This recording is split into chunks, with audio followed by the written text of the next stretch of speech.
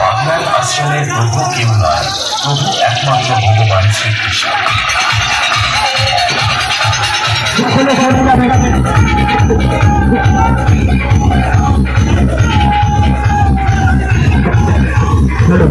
সকলে সরে যাবে, বক্স থেকে সকলে সরে যাবে, বক্সের গাড়িটি ঘোরানো হবে, বক্স থেকে সকলে সরে যাবে,